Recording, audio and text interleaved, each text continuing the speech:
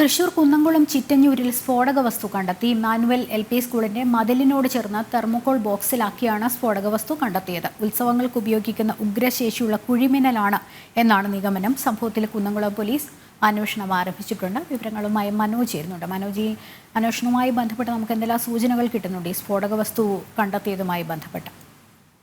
ലക്ഷ്മി, ഇന്ന് രാവിലെയാണ് ഈ ചിറ്റഞ്ഞൂർ ഇമ്മാനുവൽ LP സ്കൂളിന് സമീപത്തു നിന്നും ഇത്തരത്തിൽ ഈ സ്ഫോടക വസ്തുക്കൾ കണ്ടെത്തിയത്.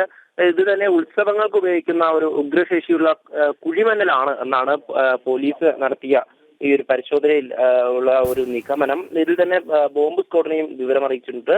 അവരും ഈ സ്ഥലത്തെത്തി പരിശോധന നടത്തുന്നുണ്ട്. എന്തായാലും ഇതുമായി ബന്ധപ്പെട്ട് നാട്ടുകാരാണ് രാവിലെ ഈ ഒരു തെർമോകോൾ ബോക്സിനുള്ളിൽ സൂക്ഷിച്ച ഈ വസ്തു കണ്ടെത്തിയത്. തുടർന്ന് നാട്ടുകാർ തന്നെ വ്യക്തമാക്കുന്നത് ഈ സ്ഥലത്തുള്ള തന്നെ ഒരു മാനസിക വൈകല്യമുള്ള മാനസിക രോഗിയായിട്ടുള്ള ഒരു വ്യക്തിയായിരിക്കും ഇതിന് കാര്യം.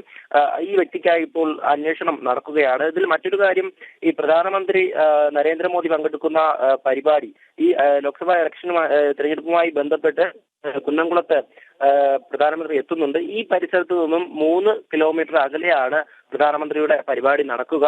ആ ഒരു സാഹചര്യത്തിൽ കൂടിയാണ് പോലീസ് ഈ അന്വേഷണം വ്യാപകമാക്കിയത്. കാരണം അത്രയും സുരക്ഷയുടെ പ്രശ്നം കൂടെ വരുന്നുണ്ട്. അതോടൊപ്പം തന്നെ ഈ സ്കൂളിന്റെ പരിസരത്താണ് ഇത്തരത്തിലൊരു ഈ ഉത്സവങ്ങൾക്ക് ഉപയോഗിക്കുന്ന ഇത്രയും ഉഗ്രശേഷിയുള്ള ഈ കുഴിമന്നൽ കണ്ടെത്തിയത്. അതും ബോക്സിൽ സൂക്ഷിക്കുന്ന നിലയിലാണ്.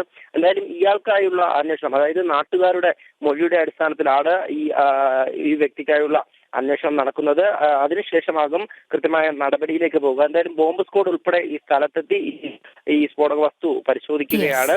ഇത് തന്നെ ഉത്സവത്തിൽ നിന്നും, അതായത് പൂരം നടക്കുന്ന സമയം ആയതുകൊണ്ട് തന്നെ പല പ്രാദേശിക പൂരങ്ങളും നടക്കുന്നുണ്ട്. അവിടെ നിന്നൊക്കെ ശേഖരിച്ചതാവാം എന്നുള്ള ഒരു വിലയിരുത്തലാണ് പോലീസ്. ശരി, മനോജാണ് വിവരങ്ങൾ നൽകിയത്.